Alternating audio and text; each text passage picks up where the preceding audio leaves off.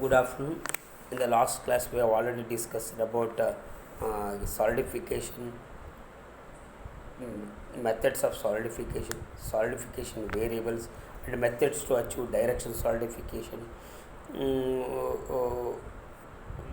nucleation, and types of nucleations. All we have discussed. In this in this class, we'll discuss about the gases in metals or degasification of gases in the molten metal. However, all concepts we will discuss here. The molten metals are prone to absorb gases, resulting in entrapment of gases when solidified.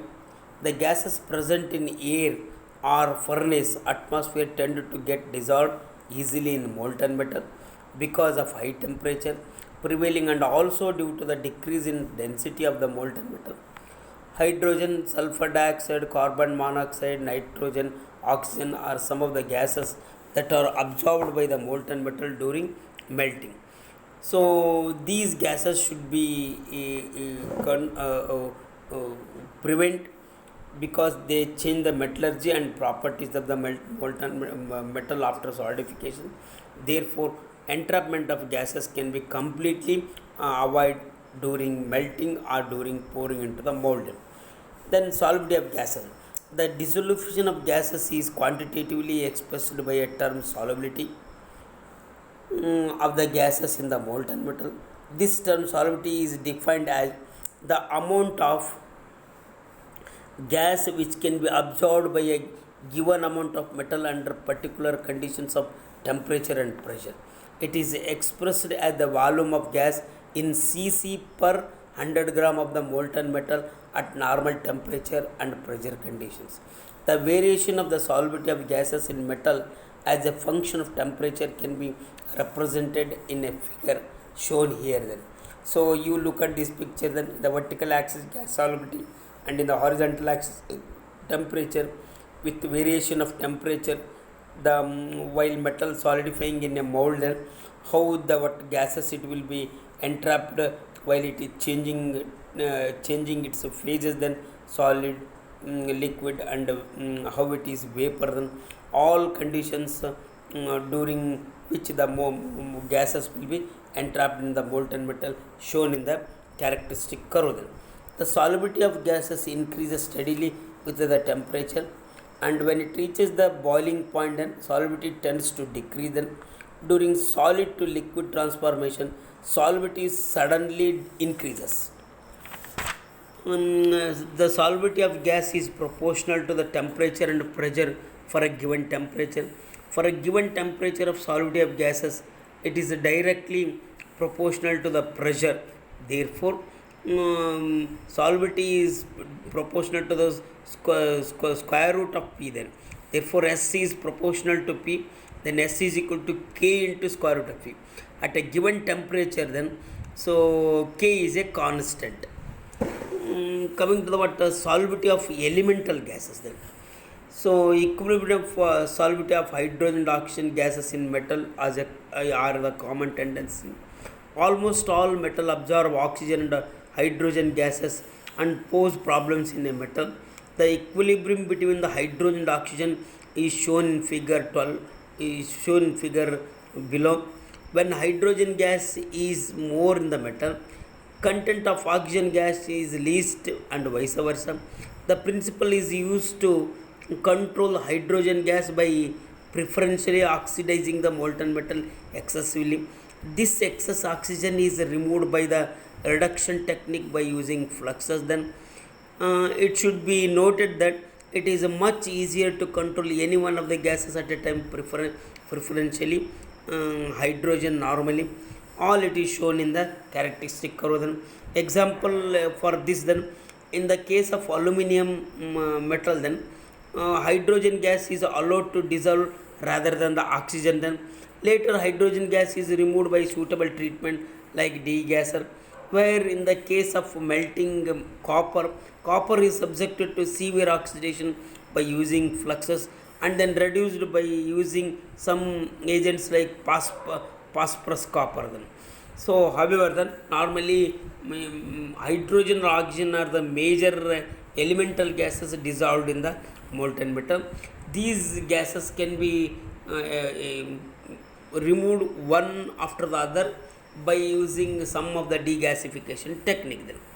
Then coming to the solubility of compound gases in a metal, then compound gases such as sulfur dioxide or multi-atomic gas molecules also dissolve in molten metal, but they usually dissolve in their components before or during dissolution. Then the solubility of such gases are determined by the partial pressure of the compound gas. Solubility of gas is directly proportional to the square root of the partial pressure and the atmosphere surrounding it. Then however, example, dissolution of water in copper. Then water vapor is partially dissociated at the surface of the molten metal as a part of hydrogen and part of oxygen dissolves in the metal. Normally water tends to what dissolve as hydrogen and oxygen. Then it is shown in the equation below. Then sources of gases. Then the main sources of gases in molten metal are listed here. Then so any one of the following can be contributed individually or in combination and may cause gas dissolution. Then among those, furnace charge, furnace refractories, furnace atmosphere, gases derived from fluxes, gases introduced during pouring, gases derived from reaction with the metal mold, that is nothing but what metal mold reaction, gases derived from improper storage of gas degassers. All these we will entrap gases in one or other way. Therefore all resources can be controlled properly. However, the sources of gases discuss in detail with us. Regarding that, furnace charge, metal, flux, scrap, etc. May contain moisture, oil, grease, rust, lint, wax, etc. Furnace charges may contain moisture, grease, etc. during storage, which will result in the release of gases while carrying out melting operation. Hence, all the charge associated with melting are to be kept clean and stored in a proper bins or containers, protected well from moisture, grease, dust, rust, etc. Therefore, you can prevent oxidation or dissolution of or entrapment of gases. Then furnace refractories. Then if the refractories used for the furnace are not preheated properly, they may contain residual moisture. During the construction of the furnace, moisture is invariably used while shaping the furnace earth along with the refractory bricks. During melting operation, the moisture in the lining and the bricks gets evaporated and dissociated into the elemental gas. These gases get entrapped into the metal in spite of proper treatment with the different agents. Also, even the lining of the ladles or pouring vessels may contain moisture, which will cause dissolution of gases. Hence, crucibles, ladles, furnace, linings and other accessories are to be preheated well before receiving the molten metal. The use of minimum amount of moisture is to be considered. Therefore, all it will be dried before furnace can be taken for charging and melting. Then furnace atmosphere. The atmosphere conditions surrounding the furnace where melting is being carried out influence melt quality. So atmosphere may contain moisture, hydrogen, carbon dioxide, oxygen, nitrogen, etc.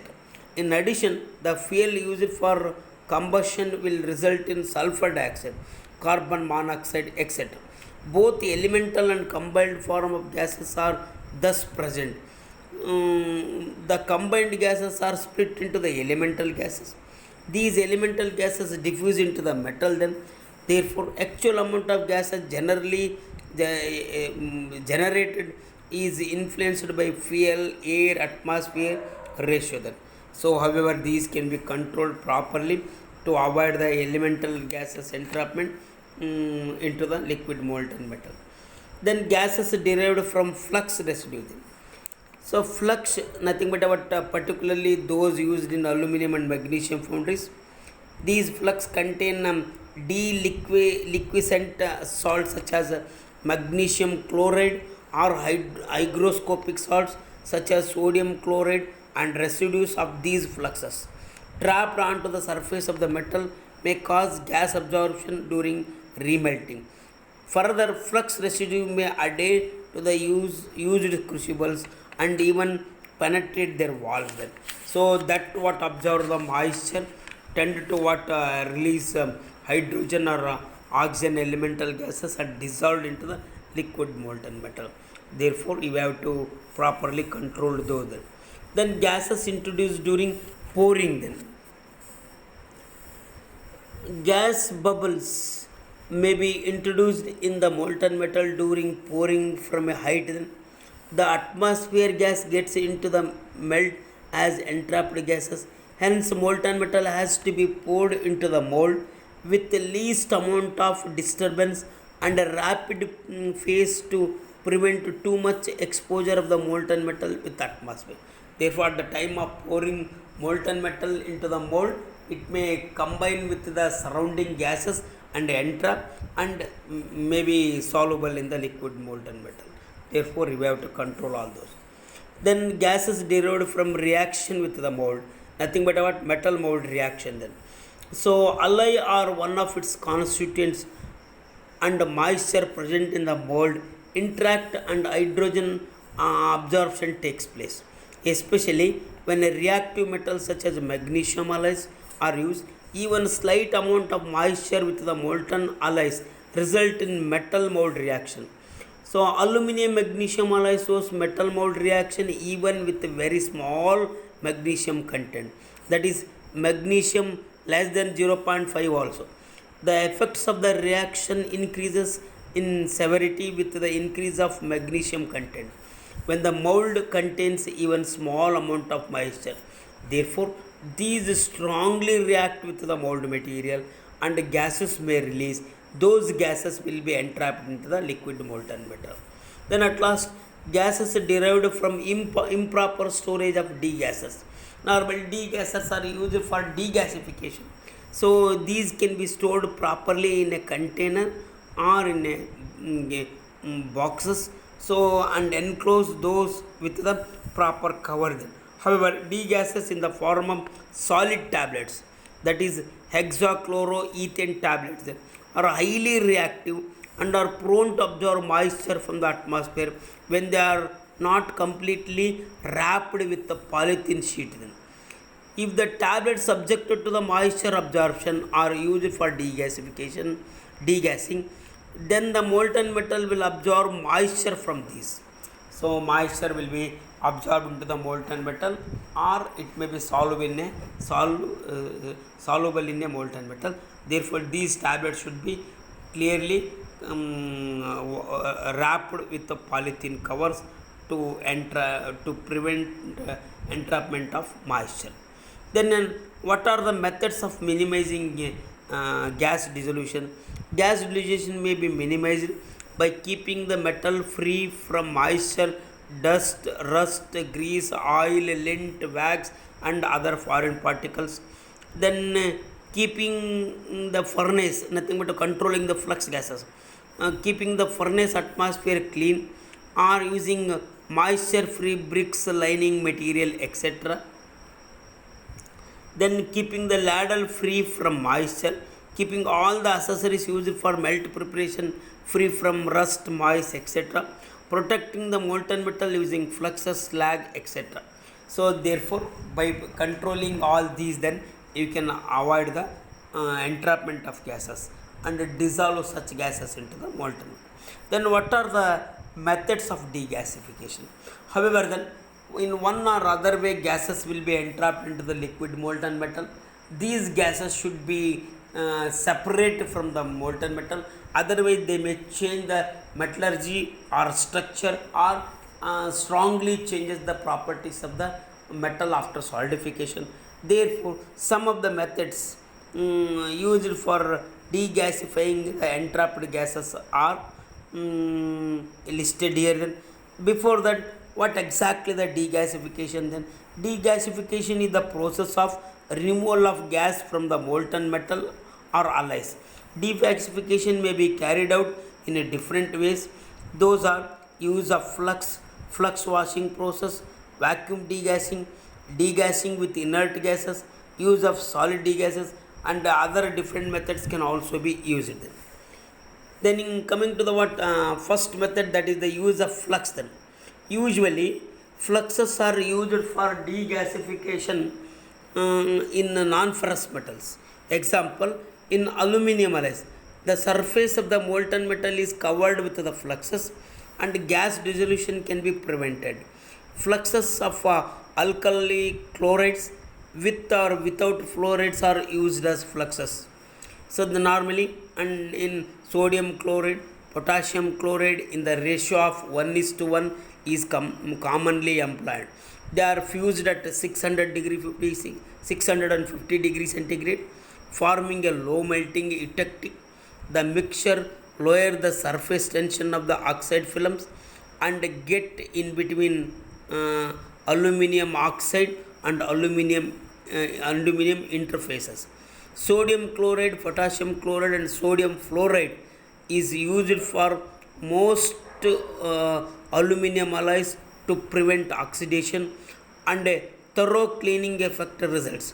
These fluxes from impervious layer on the metal and absorb gases from the molten metal. So however then, so these fluxes will form a strong layer on the liquid molten metal and prevent the entrapment of the gases. Then so however then, use of sodium chloride, potassium chloride, sodium fluoride in the ratio 1:1 then you can directly add into the liquid molten metal and prevent them. Then flux washing process, it is shown in the figure. Then you look at the picture and try to understand them. In this method then, the molten metal is subjected to low hesitation with the flux and ensure proper contact between flux and molten metal. The fluxes will remove dissolved gases from the metal. Fluxes mainly contain chlorides and fluorides of sodium, calcium, potassium. The process can be made continuous. So however then, you look at the picture, there is a container or a ladle, so in which the liquid molten metal it is collected, and a partition they have provided in the liquid molten metal, and also they have insert a stirrer. Then stirrer made to rotate. Then when you add a flux, then and a stirrer made to rotate at a specified speed, so as the fluxes combine with the gases, then gases will be absorbed by the flux material and float up, and degasified metal will be collected in the other portion of the container, and that it is tapped and can be used directly for pouring into the mold. Then so that is exactly flush washing process. Then coming to the vacuum degassing. Vacuum degassing method is an alternative method. It combines the advantages of vacuum melting with the economy achieved in melting in the air atmosphere. This technique is a very good method, but it is expensive then. However, the principle used in the vacuum degassing is that the amount of gas dissolved in the molten metal is a function of partial pressure of the surrounding atmosphere. As we already said, then S is directly proportional to square root of P. Then hence, by reducing the pressure around the molten metal, the gases can be removed easily. Vacuum degases can be carried out in different ways. However, those will be discussed one after the other. Then so you try to understand them. In the vacuum degassing, gases try to entrap in the liquid molten, which will be restricted by the gas provided. So however then, so some of the vacuum degassing methods are here. Then the first method of vacuum degassing, it is degassing using inert gases. You look at the picture then, so there is a molten metal collected in a ladle then, and from the gas cylinder then, so they are passing a inert gas into the liquid molten metal. So gases, it will be bubble from the bottom, and as it come top, then it brings the soluble gaseous molecules along with the inert gas. That is the concept then. So that it is clearly shown in the figure then. So however then a schematic diagram of vacuum degassing by using inert gases it is shown in figure. The gases introduced into the molten metal under pressure results in a creation of large number of small bubbles, which will represent a low pressure region into which the dissolved gases diffuse. Since the gases are floating to the top, then the dissolved gases are also removed during the process. Hence, the method is referred to as flushing dissolved gases by inert gases. Gases like nitrogen, helium, argon, or active gases like chlorine, fluorine, or a mixture of gaseous halogens can be effectively used. Hydrogen can also be used. Can be used. Hydrogen can be flushed out by the formation of bubbles. These bubbles are rising to the top surface, escape to the atmosphere. That is what by using inert gas in the vacuum degassing, how it will be remove or dissolve those entrapped gases into the molten metal. So it is also having some kind of admission. The process it is time consuming. Its success depends on period of degassing and force of degassing. Larger the contact time, better the degassing effect. Means for long time you have to pass the inert gas. The use of nitrogen is prohibited above 700 degrees centigrade. Since aluminum nitrate is formed, aluminum nitrate is insoluble in the metal. Then magnesium nitrate is formed when nitrogen is used with the magnesium. This metallic compound is also insoluble in conditions in molten condition and remains suspended.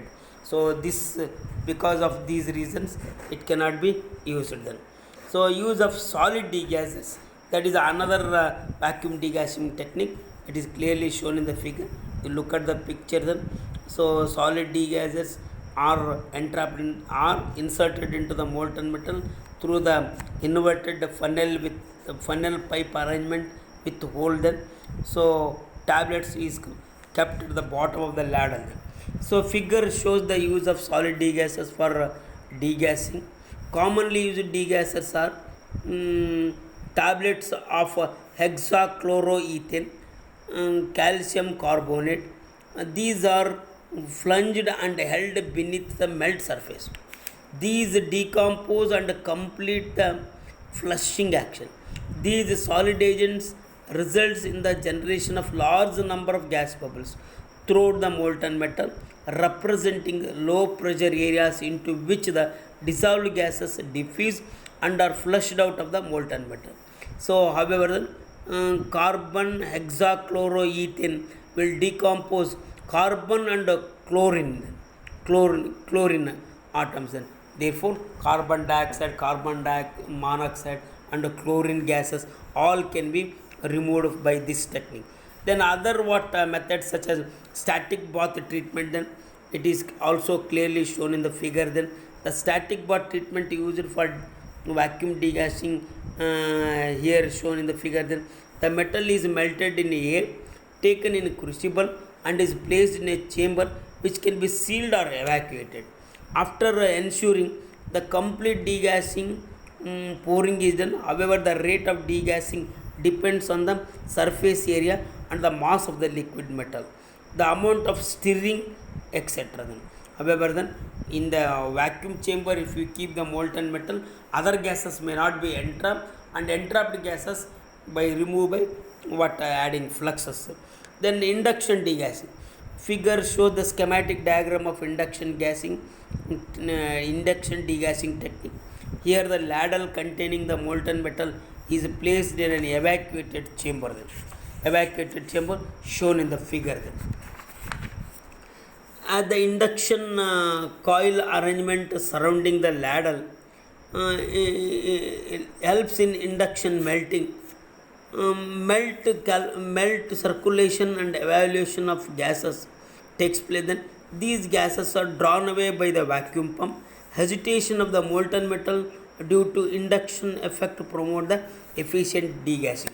So however, the induction degassing is a most efficient degasification technique shown in the figure here. Then the ladle containing molten metal is placed in a evacuated chamber, then, and this ladle it is surrounded with the induction coils.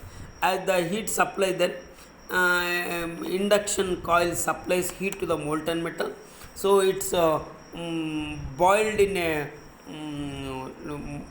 crucible vigorously.